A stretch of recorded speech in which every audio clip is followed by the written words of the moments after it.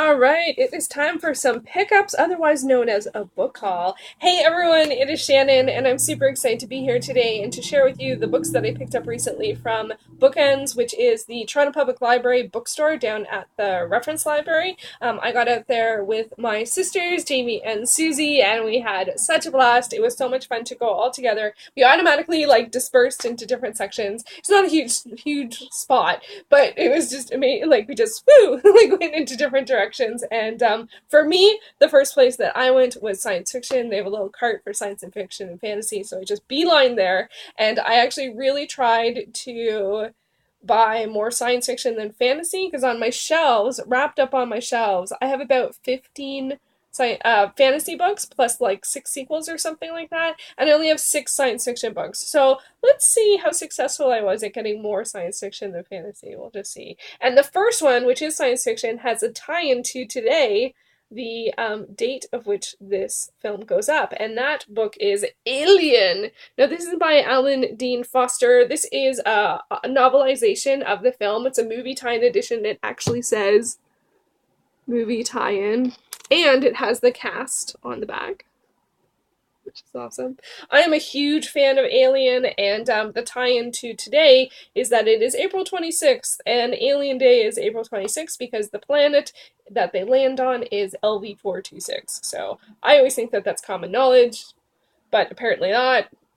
But to me it is, because I watched all the movies so many times. It was actually a quiz question. When I went to see Alien Resurrection in the theater, that was a question that somebody asked, that they asked. They were doing a giveaway, and I didn't even bother to put up my hand because I was like, everyone's gonna know. It's like, what planet do they land on?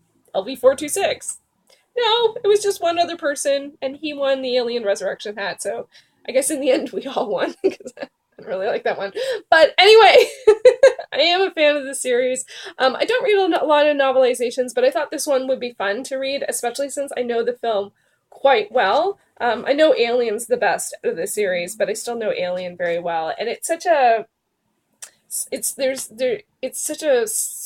not a huge amount of dialogue, and it's so suspenseful. I'm very curious as to how that will read in print, especially because I know the story. So anyway, Alien. So that's one science fiction for you. It's also kind of horror, but let's put it in science fiction. Next up, I have Doomsday book by Connie Willis. I was really excited to see this. I have been wanting to read this for quite a while. It's actually on my sci-fi, fantasy, and weird exploration list. It won both the Hugo and the Nebula. And I looked it up a little on Goodreads, and then I totally backed off because I found way too much information too quickly. And I don't know too much about it other than I want to read it. And I haven't been actively working on my sci-fi, fantasy, and weird exploration. I guess right now I'm working on the BookTube SFF, which is all about current titles or titles that came out last year. Once that sort of comes together in the summer, or finishes in the summer, I'm going to get back to some of my sci-fi, fantasy, and weird exploration stuff. And this is on the list, so hopefully I will read this sometime this summer. Makes me question whether or not to wrap it or not wrap it. Ooh, I don't know. I don't know what I'm going to do with that. And another science fiction, and this was a gem. I think this was, no, there's another one that I really liked, but this was sort of the find of the trip, and that is Women of Wonder. Science fiction stories by women about women, and this is edited with an introduction and notes by Pamela Sargeant. And this includes short works by Anne McCaffrey, Ursula K. Le Guin, Johanna Russ, Vonda N. McIntyre, and a whole lot more. So there are the awesome women who contributed stories here. And so, yeah, I am totally down for reading this. I'm really, really looking forward to it. And classic, just classic 70s on there. This one's from, I think it's from 74? 70, yeah. Copyright 74, but this edition is 75. Yeah. So, very much looking forward to that. And then, of course, I did pick up some fantasy as well, including this really cool edition of The Two Towers by, of course, J.R.R. Tolkien, part of the Lord of the Rings series. One of the weird things about this edition, several weird things about this edition, is it has these end flaps, but somebody took out the front one. Somebody ripped that out, so that's weird. So I might try and do some damage control on that. And I don't think cutting it would be good. I think I need to sort of add a piece and fold it over. Because I think even holding it with it all ripped up like that isn't super awesome. It does have some great maps, of course, because what's a fantasy book without maps? But one of the really strange things is, because this is the middle book and is obviously part of a set, is that it starts at like page 400. So it doesn't start at 1, so it's kind of funny that way. So anyway, so I got to do a little damage control on this end, but it's a really nice addition. And I have read The Lord of the Rings. I actually didn't love it. I read it after seeing the movies, and I absolutely adore the movies. I would like to give the series one more shot, and I do have the first book. So when I saw this edition and that it was like a really nice edition, nice-ish, you know, damaged but nice, I thought, well, maybe I'll just tuck that aside. So I don't keep my eye out for Return of the King anywhere. So yeah, so it's one of those series that I find really challenging, because like I really wish that I loved it more than I did, but now more time has passed, and when I read it, it was quite soon after the films, and I wasn't reading that much at the time, so I think, I don't know, I think I want to give it another shot. That's really what I'm trying to say there. So yay, Two Towers. And another fantasy novel. Now this one I almost got out of the store with only buying Two Towers for fantasy, and I had paid for anything, and I paid for everything, and I was exactly to the penny on budget, and I had put it in my cart, and I was all ready to go, and then I turned, and I looked, and I saw a look on my sister Jamie's face, and I was like, what did you see? What did you see? And it was like that one, I think I just said, I was exactly on budget, and then I looked, and then I turned, and then I saw, and then I picked up The Sword of Shannara, or Shannara, I'm not sure how exactly you pronounce that, by Terry Brooks. So yeah, of course I wanted to pick this up, and it was 50 cents, and I paid for it out of my change purse, which is sort of like the magic money, right? It doesn't really exist. It's not part of the budget. Justification. Yeah, I haven't read this series. I have seen the first season of the TV series, that is, I'm not sure what it's called. The Shannara Chronicles.